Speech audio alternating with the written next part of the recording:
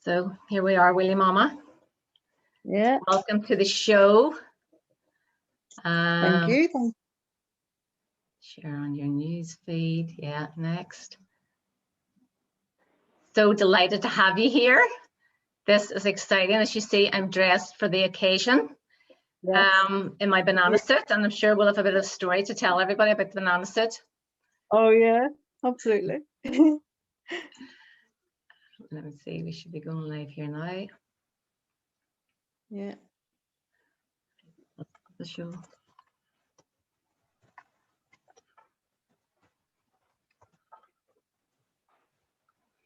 And then I'll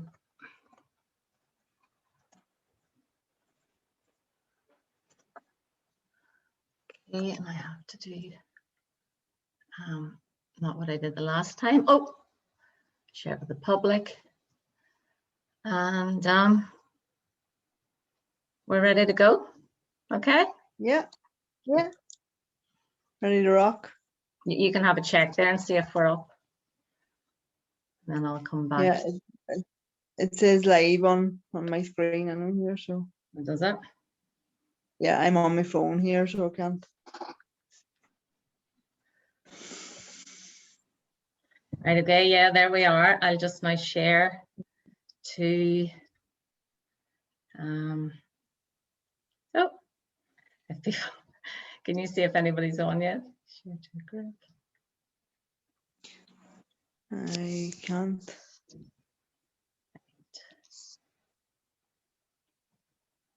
Oh yeah, you're live. I can see it. We're live now. Okay, well that's it. I think we're gonna go. So let me get you up here now. Hey, Wheelie Momma, welcome to the Positive People Show. Thank you so much for having me. And you know what? Today I have worn my banana suit just for you. Awesome. 2 banana, 3 banana, 4. Look, I'm like, woo, you know how much you love my banana suit. Absolutely. It was front and center, pride of place at my book launch. It was, and I thought for April Fool today, I just had to wear the banana suit, you know, for. Absolutely. I don't know. It holds a special place in my heart anyway, so. I don't know if I'll keep it on all the time though, because it's a bit hot in here. Warm, yeah. Oh, no. Oh my goodness. Well, welcome. You know what? I think I'm going to take it off because I'm too hot. So, folks, I'm doing a bit of a strip here now. So, from banana to orange, that's me. So, Wheelie Momma, my dear, dear friend and soul sister, Sarah Griffiths, welcome to the Positive People Show. It is such a delight to have you here. And you are such an inspiration to me. We first met at the Day of Health, Hope and Healing. Was that about 3 years ago? Yeah, about 3 years ago now. Yeah. And it was the lovely Aileen McGinley that introduced us. Yeah. You were there talking about your journey, about setting up your blog as Wheelie Momma. I was there talking about positive parties and a wee bit about the book too, which had just happened at that time. Yes. And then I did some laughter yoga. And you loved that because you said you have got your Danny to laugh. Yeah, my husband does. He's as I always say, he's got a massive heart and he's really intuitive, but he doesn't consider himself to be that way. And he's very, stiff upper lip, kind of hard to crack sort of person. And you were there with your laughter yoga and he was like, what is this? Like what? And he was visibly, and he never really lets his guard down when he doesn't know someone, and he was visibly uncomfortable, but you persevered and you kept laughing, and eventually he had to laugh. And I just loved you in that moment because I was like, you could see his discomfort, but most people would run away from it. But you leaned in and you were like, no, I'm not. You're not gonna beat me. I'm gonna open your heart.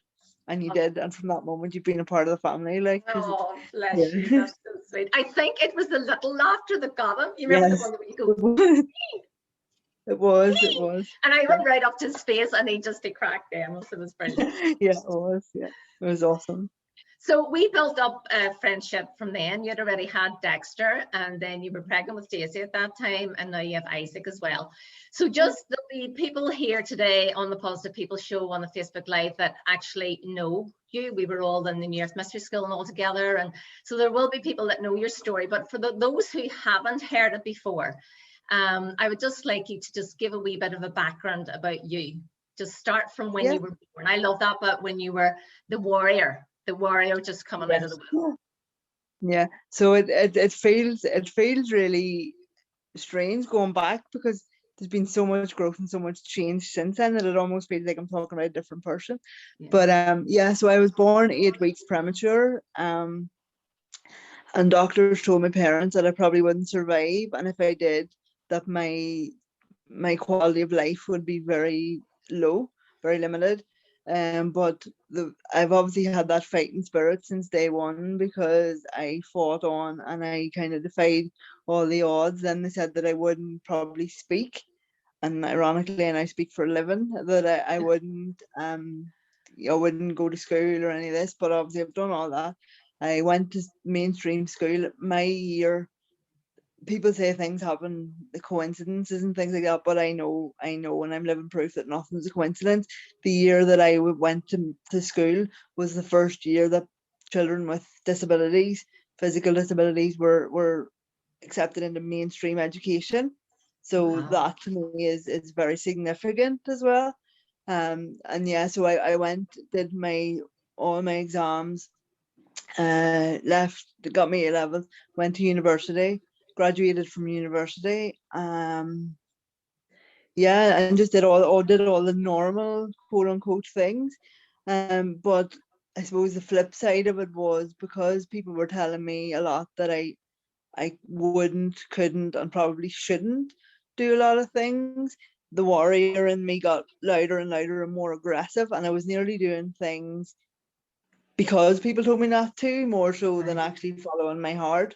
Although I know that that's a huge part of what I'm here for, is to kind of defy the odds and break the stereotypes. But yeah, so I went through periods in my life of being deeply depressed, very, very angry, and a lot of aggression. But rather than being aggressive to people, I was turning my aggression in on me, and I was fighting against my body, and I described my body as broken and useless for a lot of my life. And I was like, my body isn't doing what I want it to do. It's failing me, it's letting me down. So I suffered chronic pain, like really, really chronic pain, and depression, to the point where I actually wrote about this last night. I was going to bed many, many nights and hoping that I wouldn't wake up again in the morning. It got that bad. And I was like overly dependent on painkillers and things like that. So it got pretty dark at one point. And then I just I realized, okay, I keep waking up, and there's obviously a reason for this. So and then I started discovering sort of meditation, and at the time I didn't know it was meditation though. I was just being quiet and being still with myself to figure out what the heck is going on here. What is the point of all of this? And that's, I suppose, when what I now know, my higher self and divine guidance came in, and it was like, yeah, you're here for a reason, and now you're about to discover what I love. And the parallel, I think, with your story is, whenever you were still, that's when the magic happened, when you had to stop. And that's something that I can really relate to as well. You know, it's when we're still and when we feel like we're broken, that the light can truly come in. And that's for me. And once I started to accept, okay, I'm here in this body for a reason, for a purpose, that's kind of when the magic started to happen. And then I had some, I suppose, dysfunctional relationships, you could say, for want of a better word. Oh geez, like we all had those. Yeah, exactly. But then I kind of, the more at ease I became with myself, I started to think, okay, I'm comfortable being single. Whereas at a point I couldn't even be, I was talking to a friend about this the other day, actually, I couldn't even be at one point in a house or in silence. There was one day I had 2 radios and a TV on in the house because I couldn't bear to be alone with myself and my thoughts. I literally had to have noise, buzz, whoop, whoop all the time, because I just couldn't bear myself. Yeah. And then but once I started to become comfortable in my own skin and my own body, and to accept it for what it is, then, and I was like, okay, you know, I'm actually okay being by myself. And I bought my own house and started doing, you know, I was in employment, bought my own house and stuff. I was like, I'm actually comfortable with myself now. And then just when I started to be at ease with myself, then I met my husband. And So before Danny this, I boy met, came along then. did and ruined my whole inner peace. Now I'm joking. No, and it was actually previously to this, and whenever, I suppose, late teens and stuff and early 20s, whenever people were saying, actually even probably before that, when people, my friends and stuff, were meeting boys and doing all this stuff, and I was like, oh, I don't want to get married. That's it's silly and stuff like that. And I now know, and I definitely didn't want kids. Like there was no way that was on the agenda. But now, being truthful, I was saying that so that, because I thought I'm not worthy of love and I'm not worthy of this in my life, this blessing. So if I keep saying this, when it doesn't happen, it'll look like it's by design, that it was me wanted this or didn't want it. But obviously inside I desperately did, and I just didn't want to let on. But then my husband met me, and again, I pushed against him big time. I tested him to the nth degree, and I wasn't having any, like, I still wasn't feeling like, yes, okay, I was comfortable with myself, but I still didn't feel like I deserved or was worthy of love from another person in that way. And I was like, no, and I really, God love my tested him to the nth degree, to the point where I went to work one day, and we can laugh about it now, but it wasn't funny at the time. I went to work one day, and I said to him, if you're still here whenever I come home, he'd come over to visit me from Wales, and I was like, if you're still here whenever I come home, I'm gonna chuck your stuff out on the, have you like forcibly removed from the house. And then I drove off to work, and I was sitting in work then that day, and I was like, oh, what if I go home and he's gone? What if he's not there? And it was then that I realized, oh my God, I do love him. And this is something, it is, there's something here. And thank the Lord, when I came home, he was still here. But we talked about it since, and he said that it was like a hair's breadth between whether he was leaving or staying. But something, he was guided to stay, and thank God he was, because 3 kids and 10 years later, we're still together and happier than ever. So yeah. Sarah, it's amazing. I just love that story. But was it because you felt of your physical disability that that's what it'd be termed as? Is that's why you felt you weren't good enough? No, it absolutely wasn't. No, it was my own sense of self-worth. And I suppose my physical limitations were a visual representation of that. Right. But it goes way deeper than that for me. It was my self-worth, like my self-worth was zero. And it's funny because, again, we've talked about this, and I suppose it's because I'm writing at the minute. We've had these conversations and I like to get his perspective on things now when there's a bit of distance, a bit of time has passed, and it's nice to get his perspective. But I said to him, was my disability ever an issue for you, or what was it about me that made you see past the disability? And he has said emphatically that my stubbornness was more of a hurdle than my disability.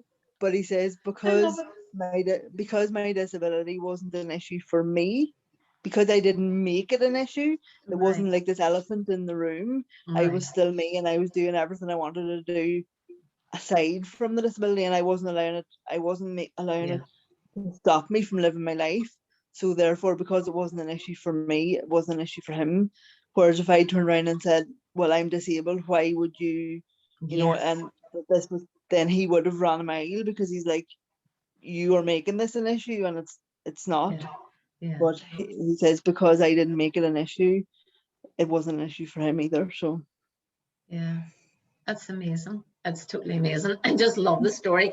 And then to those that don't know you, that are watching, Sarah has this book called My Mum is a Superhero. So do you want to tell us a wee bit about that? Because I just love that story about how, and this is you, and this is Dexter. Yeah. So, and this, you when you were pregnant with Dexter, basically you went to look for a book to show that when he grew up, when he was going to school, that you could let him know that you were this, just because you were in a wheelchair, you're the same as all the other mummies. You're no different. And then when you went to find something, you couldn't find a book, so you decided to publish one yourself. Right, so I love this. This is why I met you. It was just kind of at the beginning of all this. Yes, just like you say, I just in the same way as my disability was never an issue for Danny. I didn't want it to be an issue for. Well, actually, I started to actually panic a little bit whenever it was the first time that I felt disabled, like really disabled, was as pregnant, because people were looking at me like, do you realize what you've done? And there was like a fear in people's eyes when they were meeting me, and then they were going, is she pregnant, or is she just fat? In the earlier days, is she just overweight, or and they didn't really know. And even like doctors, because we struggled, we were trying to conceive for like 3 years before I had Dexter, and then we had a miscarriage and so. And the doctors were one doctor even said to me, you do realize that this is a fertility clinic, it's not like. And I was like, oh God, thank God I'm in the right place, because I waited long enough for the appointment and stuff. And this is my humor is my thing. But I did then. I sort of thought, am I being irresponsible just because I want this?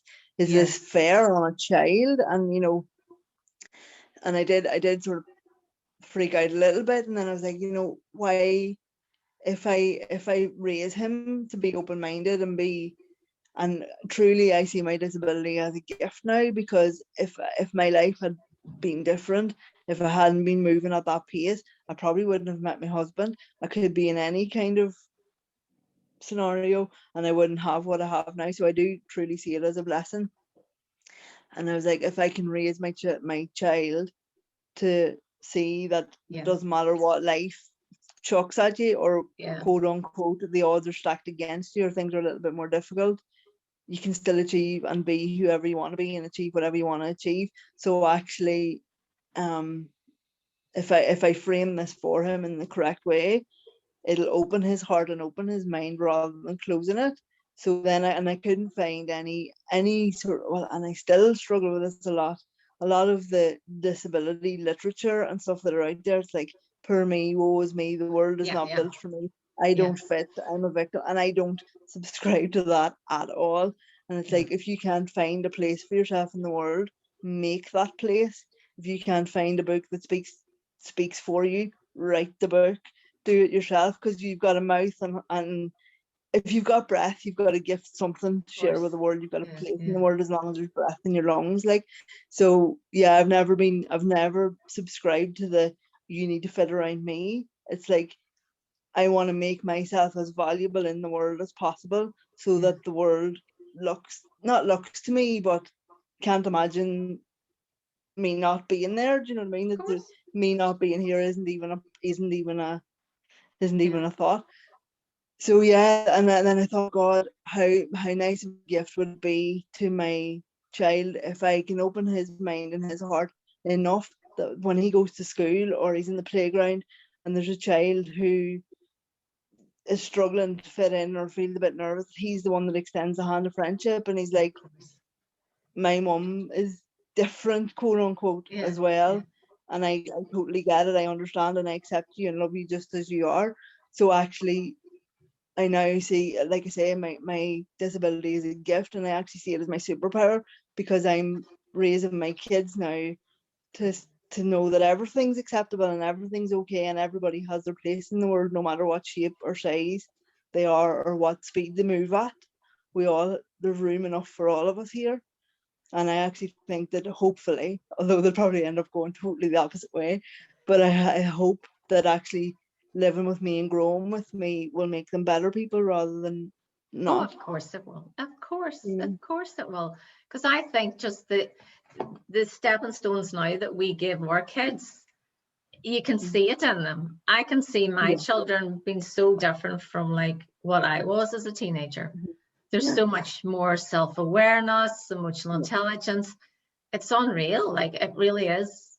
But that's because we've been on the journey where we're doing that. So we're planting those seeds, Like even my 2-year-old now, my wee girl, she took herself off to her room this morning. She was feeling a bit upset and a bit angry. And she's like, I need to go and have some time to myself. And off she went into her room, closed the door, screamed, and came out and went, I'm happy now, mummy. She Oh, knew that's she had to brilliant. get, knew she had to get it out of Let her, out. but she knew it wasn't healthy to do it in a space for those other people. And she goes to her room, closes her door, lets it out, and comes back, I'm happy now. And I was That's like, wow, priceless. if only I'd had that that is priceless. at 2 Because years of age. I know as a child I would have had a hissy fit or something, and then you would have been told, stop that crying now, and then you would have been crying. Exactly. Or I'll give you something to cry about. That's what I was going to say. That I'll make you cry. I'll give you a reason to cry if you don't stop. Exactly, that's it. Yeah, but now, like, and I suppose I'm like hyper emotional being anyway. But I cry like 20 times a day, and the kids don't even. They go happy tears or sad tears, mummy. And then if I go sad tears, they'll give you a hug, or if you go happy tears, and it's totally normal in this house to cry, and isn't it so much better that than being a pressure cooker and having it all bubbling on the surface? Oh, I know. Brilliant. Yeah. Do you know, I love this bit in the book where it says there's like a picture there of that's Danny and Dexter and Daisy. Now this is pre-Isaac, and it says here, like, mom loves to take her photos. She keeps them on her phone, so even when she's at work she never feels alone. Sometimes she even calls us on video. We can see it's really, really funny when she makes us kiss the screen. So I mean, just this book is just awesome. Like, it's just brilliant. Like, because you, before lockdown, obviously you would have been going to work and Enniskillen into and your supervisor job at BT, and Danny is home with the kids. Like, so I mean, it's amazing. It's just amazing all that you do and all that you've achieved. And also, of course, you are Sarah Griffiths MFP MBE. Yeah, that was the we'll biggest. Have to tell everybody what the MFP is. Well, we'll tell them what the talk about the MBE first, then we'll talk the MFP after that. So again, this is like an out of body experience talking about this. When I was in having Isaac at the end of November, obviously I wasn't like checking emails and stuff like this. And then when he was about a week old, I was at home and I was going through emails, and this email popped up in my inbox and it said Sarah Griffiths MBE. And I says to Danny, I've just got the most elaborate scam email ever. And he was like, what do you mean? And I said, they expect me to believe that I'm an MBE. Right. And he was like, oh, ha, ha, ha. And then I scrolled on up and there was another one saying, we sent you an email and you never replied. This is we need you to reply urgently. Yeah. And it said in it, it's not a scam. And I said, all the scams always say it's not a scam. Like, and then Danny said, hold on, what's the email address? So I told him what the email address was. He goes, Sarah, show me that. He says, that sounds legitimate. And I was like, hop on, how would it be? Like, wise up. And then he says, give me your phone a second. And he started looking and he goes, Sarah, that's 100% legitimate. Get that printed out. Get it responded to straight away. My goodness, do you understand? This is a big deal. And I was like, Danny, it's not real. So anyway, to pacify him, I filled it out and emailed it back or whatever, signed it.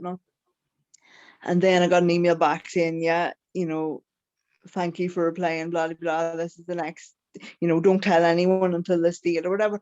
And even right up until the point where it was actually published, the list was published, I was going, it's not real. I was like, I'm not even going to tell my family because I look like a bit of a tube if the list comes out and I'm not on it, like, because it is a big joke. And then I was there, but I still can't. I don't know who nominated me. I don't know. I still don't know why they deemed me worthy, but it's crazy. Like, it's absolutely crazy. I think it's amazing. I was like, oh my goodness, I have a friend in the MBE. But it's just such an amazing thing to just like, it's just amazing. So somebody has looked at you, all the wonderful things that you've done. Because when you when you were pregnant or when you had Dexter that you started doing the Wheelie Momma blogs? Well, I was thinking about it as I was pregnant. I was kind of like documenting different things, but I didn't actually start the blog until he was born. Right. And then, so you were doing the blogs, then you became a lactation. You did but like what I did, the breastfeeding support group. You did training on that as well too, in breastfeeding, didn't you? So yeah, what do you do with that too? You're like a lactation? So just a peer support Peer mum, support, and I fed Dexter for like 2.5, well, yeah, about 2.5 years. Then Daisy, I fed her, so I fed him right away through pregnancy and after Daisy was born. And then Daisy, I fed right up until I went into hospital to have Isaac.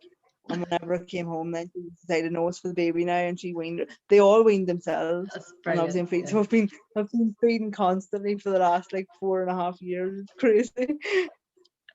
But as I always say, sure, that's what they're there for. That's what they're there for. Exactly, Yeah. exactly. Yeah. But you know, it was a very empowering thing for me, because like I say, whenever most of my life I was like, my body's broken and it doesn't work, it's failing me thing. And then Yeah. it was like, wow, I've grown these three gorgeous human beings, and Yeah. not only have I grown them, but I'm nurturing them, and they're growing, they're getting chubby thanks to me and me alone.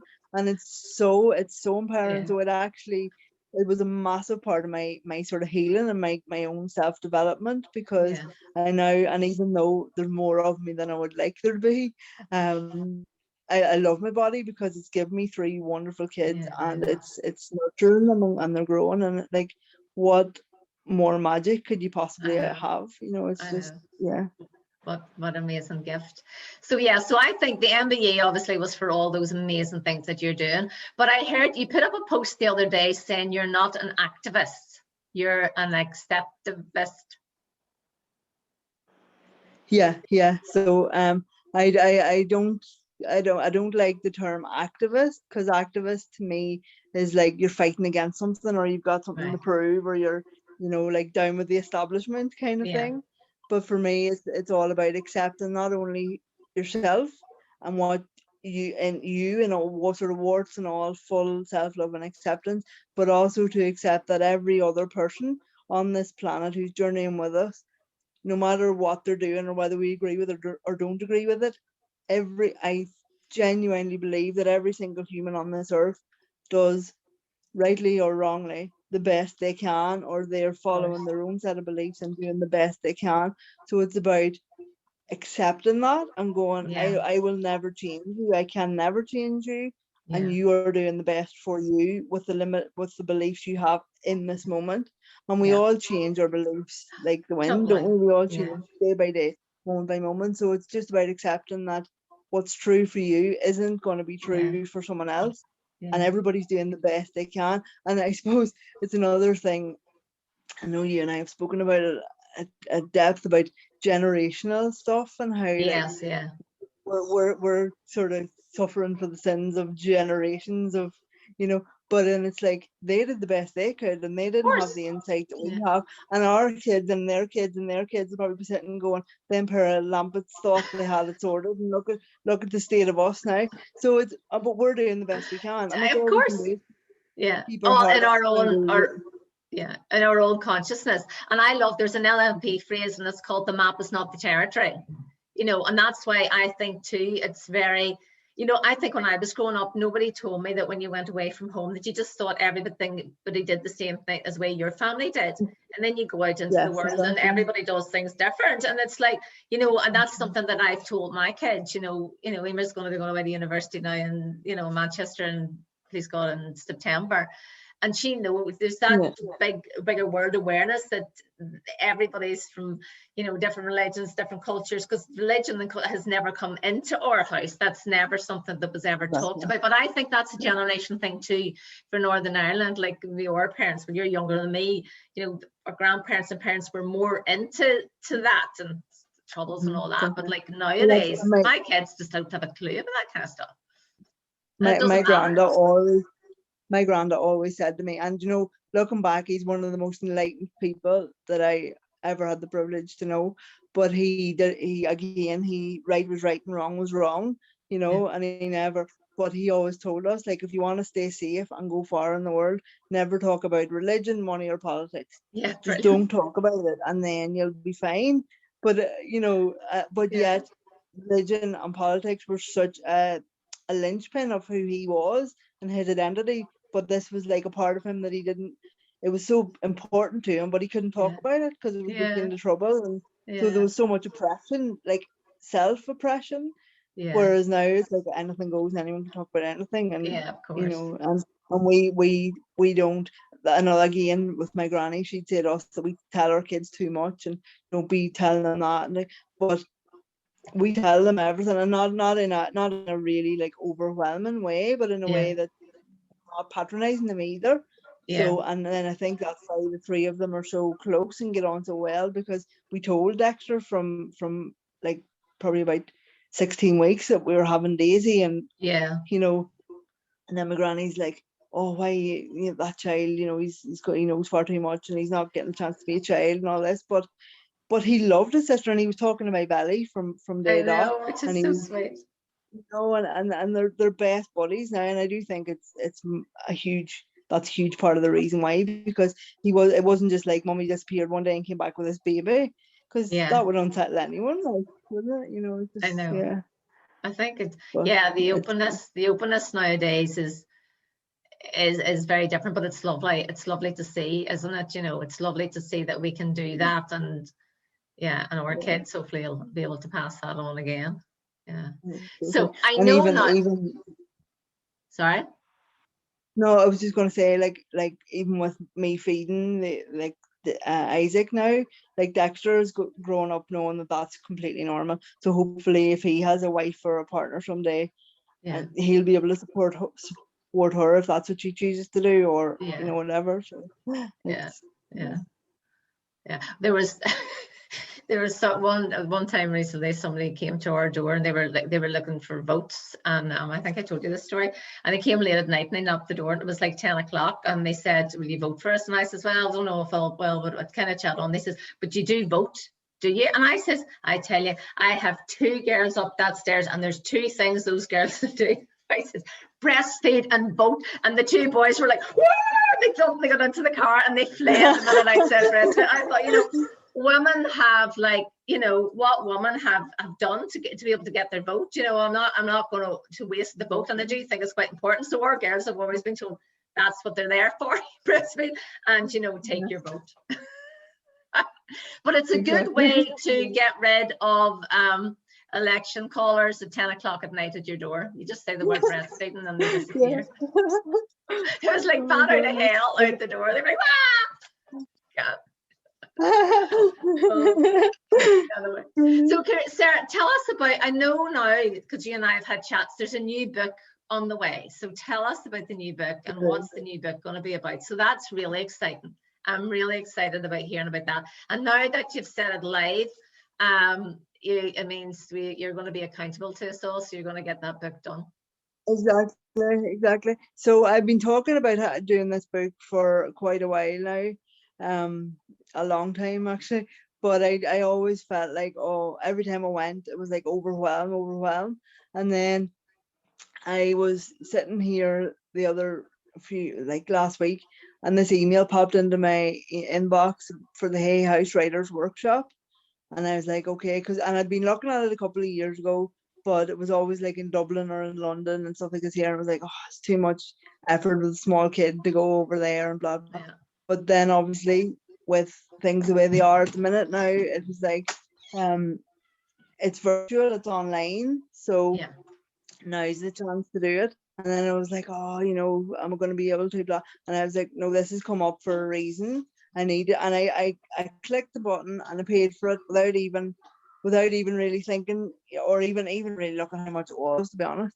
I was like, oh goodness, okay. So next thing I knew, I was on the workshop, and the whole weekend was just magical. And for me, it's like Louise Hay kind of started my journey. That was how I really started to do. I did a Louise Hay workshop, and then I was on like a one-to-one coach, and so she really opened my heart for me, really, and her practices. And then I designed my online course, and a lot of what I have done and what I still do is in the course.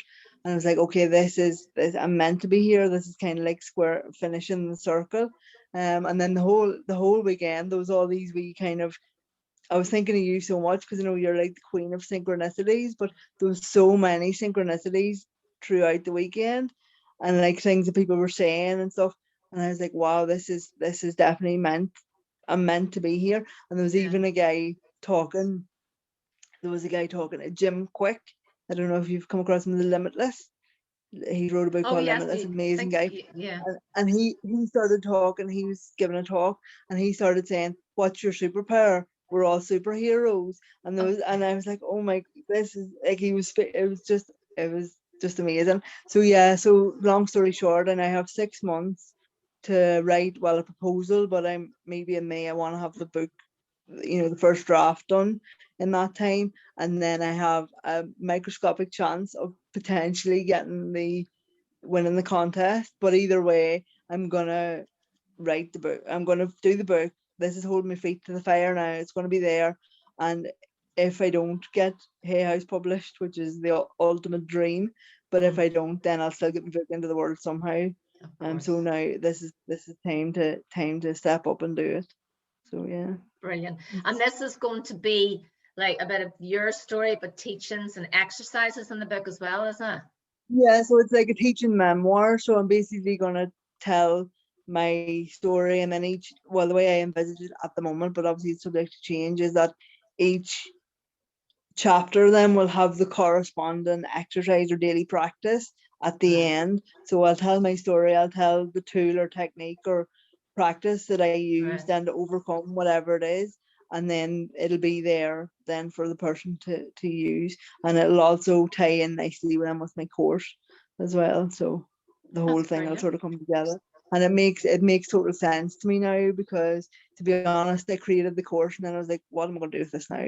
Like what? Yeah. And I didn't really, but now it makes total sense, because that is essentially 8 chapters of the book there on video. Do you know what I mean? Ready to go. So it all makes perfect sense why I did it, and the sequence of what I've done it in, because it makes the book a lot less daunting now, because a lot of the background work is done. That is so brilliant, because I was on a retreat with Neil Donald Walsh about a couple of months ago. Conversations with God, all his books. Do you have Conversations with God? Have you read any of his books, Neil Donald Walsh? I love it. Well, I was on his, and he has one of his books. Where is it? Oh, I don't know. I'll not go finding it now, because I'll probably not be able to get it. But one of his books, he actually, the whole way through it, Sarah, it's amazing. He talks about the course, like he has it then, that you can go on the website and click on the course. So the book is written specifically for people, for them to be a community. So that maybe might be an idea as well, then, that not only is there a course, there's a community. So I just thought it was amazing. So it's not like, and during the book, I'll send you the link to it after. I'm kind of looking about here, because I wish I had it to hand, but I've that many, no, I don't, and there's no point in me running to look for it now. But what he does is, through this book, there'll be bits of it where he'll just say, now stop and be still. And resonate with this, let this sink in. It's the most amazing book. And then all the way through it'll say, and you can click now and join our community. You can click, it doesn't end with this book. You can come for free on our community, or you can come then and join up one of our courses, or you want. But it's amazing. I just thought it was such an ingenious way to link a book with your course and with the website. Absolutely. That's really good. I must actually look at that book, and for me as well, and I know again you and I have talked about this a lot, we know a lot of the level of consciousness and the theory, but then when it comes to everyday life, it's like, whoa, hold on, I need to apply this. And even now, even though I have it up here, I have it in my heart, I'm pretty centered and connected, but even sometimes I have to remind myself and go, hold on, so I think it's having it not in a really like 5 minutes every day. This is something, and it's pretty much, I'm writing the book that I wish I'd had when I was going through this. That's perfect. So I'm kind of speaking to myself in a way, so that busy moms or someone who has no level of spirituality or feels totally disconnected can pick up my book, and I'll give them a glimpse into themselves, and a glimpse into their own potential, and a glimpse into their purpose in life in practical, real terms that they can instantly relate to. So it's But I think that's the amazing thing. I think we teach best what we want to learn ourselves. don't we? Yeah, That happened to me when I absolutely, yeah. started off before Positive Parties. I was doing this course called I Believe in Me, and I took it out to because the community was my community sector, was like my comfort zone, because that's where I Yeah. worked before I'd set up Positive Parties. And then when I did my NLP, and then now I'm doing this course, I'm sure you heard me talking about last week with Richard, you know, called Thinking Into Results with Kim Yeah. Calvert, and it's from Bob Proctor.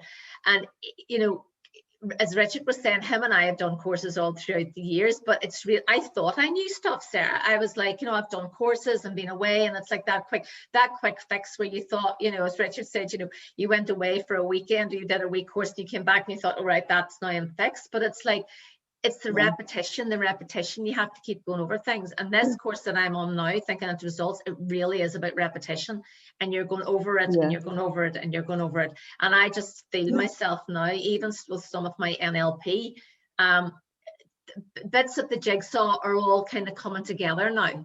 And then I'm taking some of this stuff now and then putting it together with my own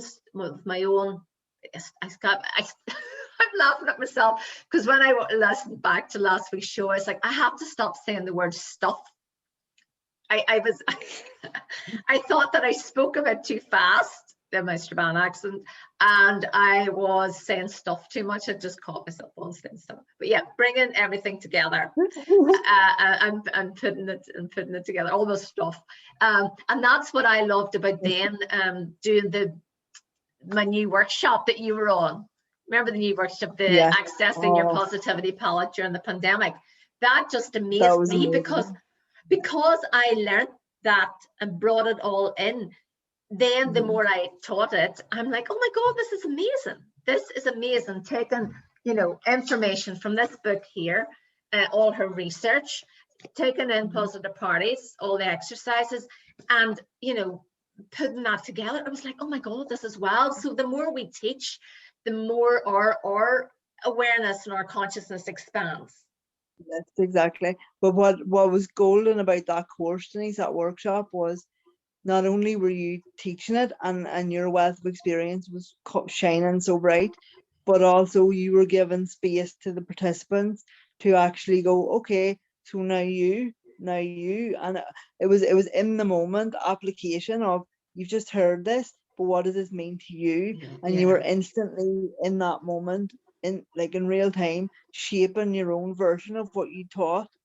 And it was that's gold, because when you hear something, and then the opportunity to share as well, because I think when you hear something in your own voice, it goes much deeper than sitting and listening to someone else telling you what, you know. Totally. But actually hear, and that's, Danny laughs at me sometimes, because I will go back and listen to some of my own interviews and some of my own things, and he's like, God, you really love yourself, don't you? And I'm like, yes, I do. But actually it's more than that. It's about when I hear myself, this wisdom comes out sometimes, and you go, oh my goodness, where'd that come from? I know. And did then I when really you say that? when you hear it back, then it's like, I said that because I need to hear it myself, and I need to feel it. Yeah. You know. Yeah. Because I know you and I would do that sometimes, even when we leave each other messages, you know, voicemails. Yes. We might listen back and go, like, I'd say something, I think, to you, and I'd say, oh flip, I should have heard that myself. Or I'll kind of give you a wee message, and I'll have a wee rant on the message myself, and I just needed to get that rant to let it out. And you go, oh right, okay, Sarah will be picking that up, but I feel better now that I've had a wee rant on WhatsApp. Yeah, exactly. Sometimes I'll say something and then I won't even send it, because it's like, all I need to do is just vocalize that, and you don't need my verbal diarrhea in your ear, but I've just said it, and that makes me feel better, you know. Definitely, it's back to the expression. Express it. And, but that's the thing about your online workshop as well that you were doing. I think it's so important to let people, it's about interact. And that's why I know when I'm always delivering Positive Parties, it has to be the interaction between everybody else. And I'm more, I feel as if I'm a facilitator rather than a teacher. Oh yeah, I'm teaching tools and techniques and giving lots of resources that I know that I've picked up along the and given my own examples of things. But it's the actual getting other people to come in. And for example, there was one of the workshops that I gave teachers recently, a couple of months ago, the That's a big, because it's long, I can always forget it, accessing your positivity wallet during the pandemic. And I talked about, had anybody ever meditated and mindfulness? And out of the group, there was 2 women had.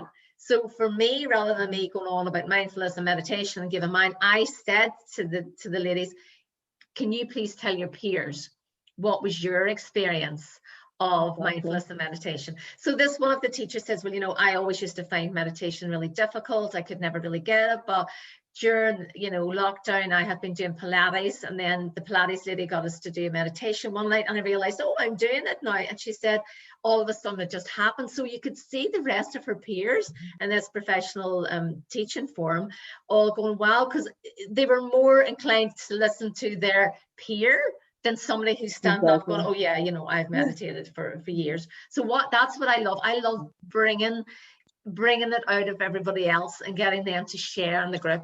You know, I get goosebumps doing that. I always feel that's my gift, bringing the fun, the laughter, the joy, the crack and resources, but facilitating everybody sharing their own life experiences, because everybody's a teacher. It's not the person standing up in the middle of the room. Everyone is a teacher, and that's golden, isn't it? Exactly. And even the gratitude exercise, like, what are you grateful for? And I know some people are like, and somebody who's a very, very, very close relative of mine actually said to me once, I have nothing to be grateful for. And I was just like, oh, that was like a dagger to my heart. And then I started going, but what about this and what about this? And then we were in a car journey together during this, and then it was like, by the end of the journey, they were like, oh my goodness, and this and this and this. So once, because they were thinking, okay, gratitude has to be something big and grand and some big Nobel Prize winner or something. But no, like the shoes on your feet, the breath in your lungs, the love in your heart, it's all. And I sort of just helped them to see, well, these are the things, like the cup of coffee I had this morning, I'm so grateful for that. And then that opened the door for them, and then they just started to flow then. And it was, I got so much out of it then, because they were brimming with gratitude by the end of it. And you know, whereas if I turned around and said, tried to force it upon them and go, you've got this and you've got this and you've got this and you've got this, they would have just shrunk away from me. And not, you know, but it's about just opening the door for them a little bit and going, right, now you grow, now you shine and see. But when you can go, then when things get rough, you can go back to that moment and go, oh, that's great. And the anchoring exercise is so powerful for that as well. You know, the moment when you're happy, like, that's so powerful, because you can go back to that anytime then. Once you've anchored that feeling, it's there, it's accessible at any time, in any moment. And believe me, with 3 small kids screaming and constant nappy changes and God knows what else, the anchor comes in very useful frequently, like, so doing the anchor is one of my favorites. But there was, and I love too when we do positive parties and we do the attitude of gratitude and everybody dance, so it's like musical statues, and then the music stops and you have to say it. But there was another game that I did recently with mum and dad and the girls after Sunday dinner, and I actually did a post about it, a video, but then that night our Wi-Fi was really slow and I didn't post, and I thought, well, I'll do it another time. But Neil had taken the dog for a walk because he had made dinner. The girls and mum and dad and I were in the living room, and I said, right, I want to try this out. So I want to do the gratitude game, because I was going to be talking about it the next day on my online workshop. And Orla was about, oh, do you know, Tina, she was looking at TikToks, and I think I was writing up her blog or something. And I says, come on, let's do it. We'll just do it for 5-10 minutes. It's going to be a good crack. And you know what? It was great. So I read out of the list. It was like, what's your favorite part of nature? And then mum was able to go, well, I was out for a walk today and I saw the daffodils. And Emer says, I love sunsets. And Orla was like, oh, I love looking at mountains. And we said to Dad, what was yours? And Dad was like, I said, you love feeding the birds, don't you? And he's like, yeah, I do. And then we said, like, what's your favorite things to eat? And Dad's was fish and chips, and Mum's was whatever. And then we talked about what part of your body are you really thankful for, and what who's think of a friend that you're really thankful for. And Sarah, this was like so sweet, right? So Emer and Orla, which I couldn't believe, the 2 teenagers, and they, one minute they're like loving each other like sisters do, and the next minute they're arguing and you're in my room and blah blah blah and all this here. And then when they say to me, I said, you stop arguing, they're going, you don't know what it's like to have a sister, because I have 2 younger brothers, right? No, I don't. So one minute they're arguing, the next minute they're loving each other. But the amazing thing is they both said each other who's a best friend, and I thought that was so sweet. So then Mum said one of her friends, and then I had talked to some of my friends, and then Dad, I thought Dad was going to remember one of his friends, from way back. And you know what Dad said? Neil, my husband. He said Neil. He says Neil always smiles, and he's like so sweet, or not so sweet. He always smiles, and he's always fun, and he always listens to my stories. My friends Neil, and and the girls were like, oh Papa, that's so sweet. So isn't that lovely? I love your daddy. I love him even more now. That's so gorgeous. It really is. Neil was all just what that shows to me as well is you don't have to do anything amazing. Like he said, he listens to my stories and he's present with me, and he's happy to be in my company. Like that just proves to me, like, it's the small things that we do that we don't even realize we're doing. That means the world to people. Like you don't have to be doing any big grand gestures or sharing people with stuff or gifts or whatever. Totally. It's just about being present with them and hearing them and seeing them. And that's just gorgeous. Isn't that lovely?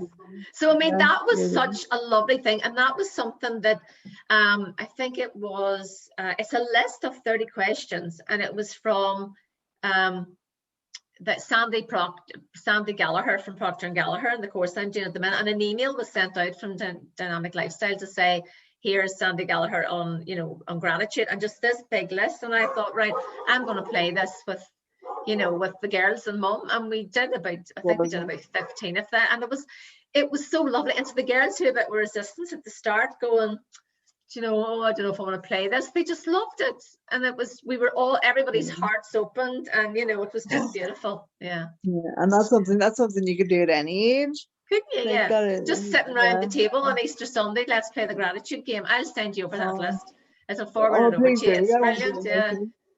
And it was like, what's your favorite, think of an animal that you love, and think of it's just beautiful. Just really the really simple things, like. Exactly. And then you're thinking, look at what an abundant world we live in, at a time when you think people might feel like they have nothing. We've got nature, we've got each other, we've got it's such an abundant. The world's probably never been as abundant as it is now. My wee people are coming in here. Oh, that's okay. There was something I'd heard this morning, actually. It was in I can't remember the surname, and she put it on LinkedIn, and she says, she put up Beam, BEAM, right? Beams, smiles, and I thought this was really good. So what she talked about was Beam. This is the 5 things she says are free, right? First, your breath, your emotions, the air that you breathe, and your M for your manners, and S for smile. Isn't that really good? That's perfect. That really is perfect. And I can't for the life of me remember. It's got her surname's gone out of my head, but I'll tag her under this so that she knows we were talking about it. But I thought that was really, really nice, wasn't it? That is. And that's what I say. And I like, when you've got breath in your body, you've got work to do. Work to do, and life to live, and gifts to give. It's as long as you have a breath, you've got everything. But for having you on this, Sarah, not only are you just such a really close friend and such a soul sister, but for you, I just look at you and you're such an inspiration. I just think you're like, when I have my Winnie Pooh and Eeyore, which I think I changed my seat today because I wanted to see me in the banana suit, so that's why I'm going to change position, and my props aren't beside me. But I'm sure you have days as well where you feel a bit like of an Eeyore. How do you turn yourself around? Because you're really positive and you're really optimistic, but we all know, like, we have days where we could like spit nails and we're in bad old form. How do you turn things around? Could you just share with everybody a wee tip what you would do? Well, for me, it's really easy now because I have 3 wee faces looking back at me, and they are my masterpieces. They are my life's work. And should I never achieve another thing for the rest of my days, I've achieved everything with them. Beautiful. So just seeing them, if I'm in pain or if I'm tired, or like, it doesn't matter how tired I am, when they get up on my knee or they need me, I instantly energize. I'm there fully present with them. Yeah. So you just can't be in a doldrum, and why would you be? I know. Like I know. do. Don't get me wrong. I do slip into per me sometimes, I really do. But I've got 3 beautiful representations of how that has no space in my life anymore. And I like I know. say, should I never achieve another thing, then I've achieved everything I ever needed to. And the other thing that I've really become very present to since lockdown, especially when Danny and I was working from home. I'm at home all the time now. I'm on maternity leave. And we became really conscious and really slick with our communication, which might sound a bit crazy, but before, like whenever I was working all the time, I'd be going out to work and we could have an argument and I'd go off steaming to work, annoyed whole day, and I'd end up like simmering down before I come back home again. So I was doing that. Whereas whenever I'm working, but working from home or on maternity now, and we refuse to have toxic environment around the kids anyway. Brilliant. And for ourselves, it's not healthy when you're living and working and doing everything in the one space. Together, So we made a commitment to each other that when we're annoyed now, we will name it straight away. Brilliant. And go, I am annoyed about, and it's not like you annoyed me. Own it and go, I am annoyed because A, B, and C. Yeah. And somebody who's not in the house really upset me the other night. And then I said to Danny, will you, even though he didn't know who the person was, he didn't care about the scenario at all, he had no notion what it was about, but I was like, will you give me the space to just verbalize this? Yeah. So that I can like brain, like dump, get rid of it out of my body. Have a rant. Yeah, and just vocalize it, get it out of my body and think. And he says, yeah, no problem. And he gave me like 5-10 minutes, whatever.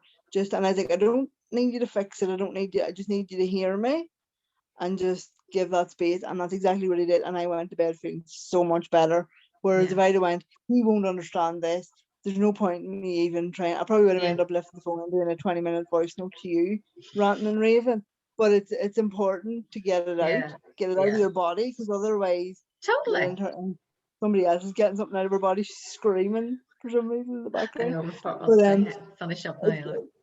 That's where what I realized I was doing. I was internalizing everything, and then it was getting stuck in my body as pain and stiffness and just anger. Whenever I get angry, I've realized this big time now in the last couple of weeks. It goes straight into my stomach, like literally it's active in my stomach, and then, oh my goodness, it's horrible. And because I'm so present with that now, the minute I feel that starting, I vocalize it to somebody, whether it be you, whether it be Danny, whoever. And I speak it out, I say it out, or I write it down. Right, that's brilliant. And then instantly it gets it out of my body then, and it doesn't rumble on for days and days, and it doesn't manifest in pain or sickness. Fantastic. Do you know what I was saying the other day when we were finishing up the 4-week workshop for First Steps Women's Centre? I was doing we were doing to Shania Twain, shake it up.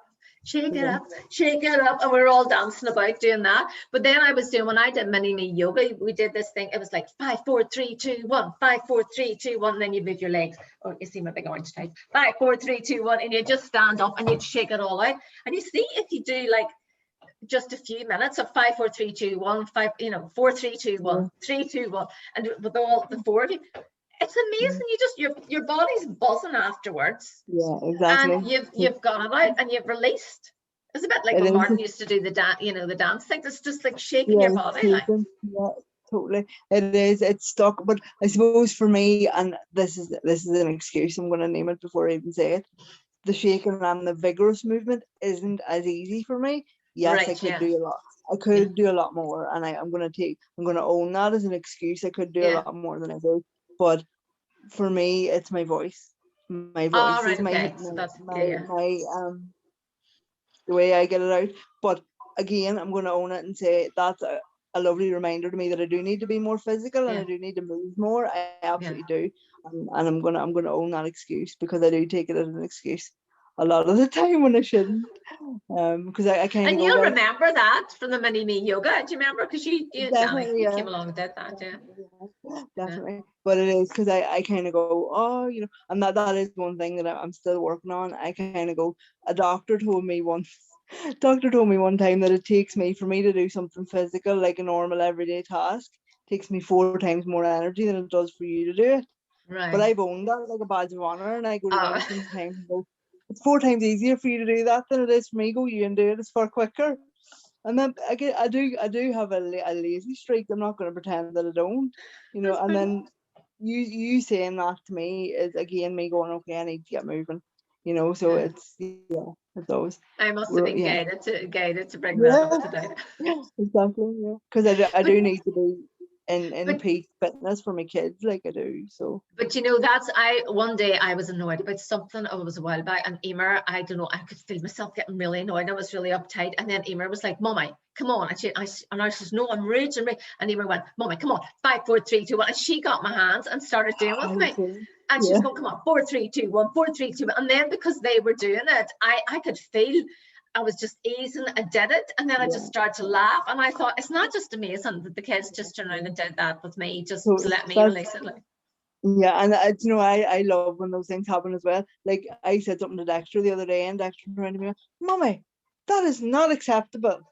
And I was like, "Oh my goodness!" When you get your own stuff turned back on you, and it's like they're like, your kid is a mirror image of you going that. And right enough, I was being cranky with him because something wasn't happening the way I wanted it to happen, and I got cranky with him and started projecting onto him. And he went, "Mummy, that's not acceptable."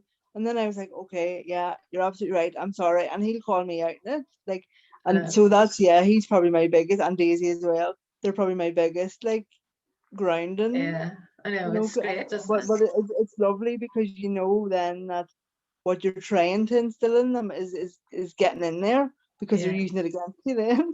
I know, when you're being told don't come in here and project your stuff on us, you're like, wow, where did that come from? Exactly. You or like you've a bit of shadow work to do there, like. But it's amazing, it's magical, isn't it, to see that? But just before we end up here now, I just wanted to say there was one thing that you and I were laughing during the week. Orla and I watched Mary Poppins, and then I sent you the wee message saying, because we often hear about, we have to take, we're imperfect, but we have to be perfectly imperfect and blah blah blah. And there's all that, but just embrace your being imperfect. But Mary Poppins, what she says is, this is the Mary Poppins Returns, she just looks in the mirror and goes, practically perfect in every way. And I thought, isn't that magic? So that's what I sent you a message. I says, we're like, after your name, I was like, Sarah Griffiths, Mary. No, what I said was Mary Pickin' Poppins, so does MFP. We were Mary Pickin' Poppins. Not the swear word, the kind of like a... And we were practically perfect in every way. And I just think that's a really lovely way to put it, isn't it? Mary Poppins had she had her, as you called her standards. We laugh at my mum saying that about her standards, about putting on her lipstick. And she just was like, I'm practically perfect in every way. And you know what?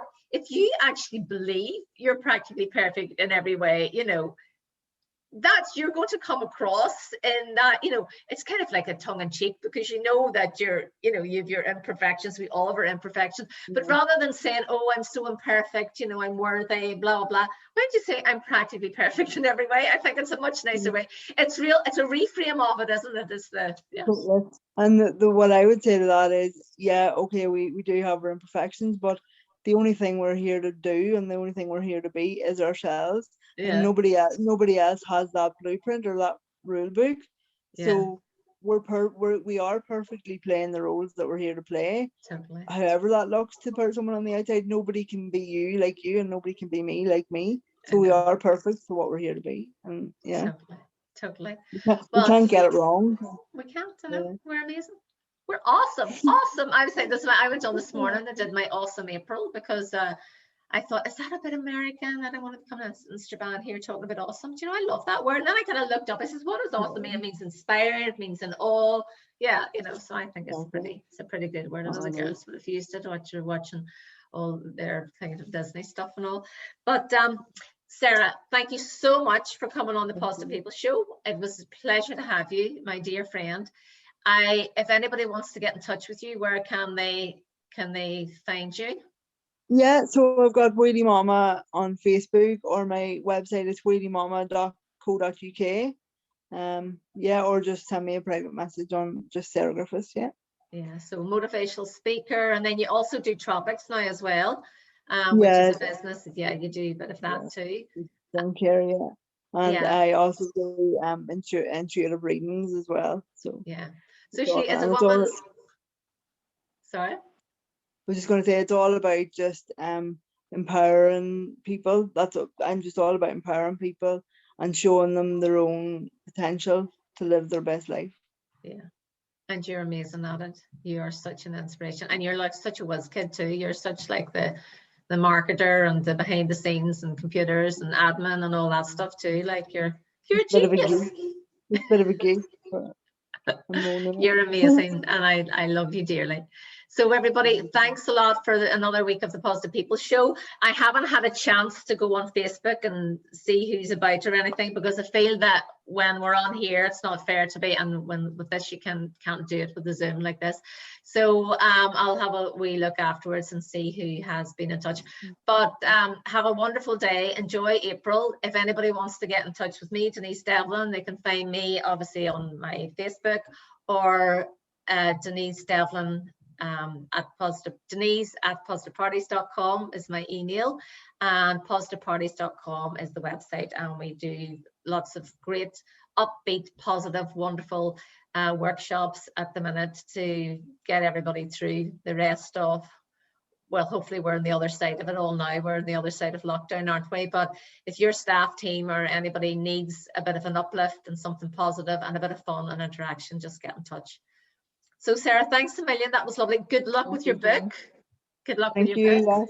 And I'll be really looking forward to hearing what happens there. And you are an inspiration. You're amazing. And MFP MBE. Mary Effin Poppins with her MBE. You're amazing.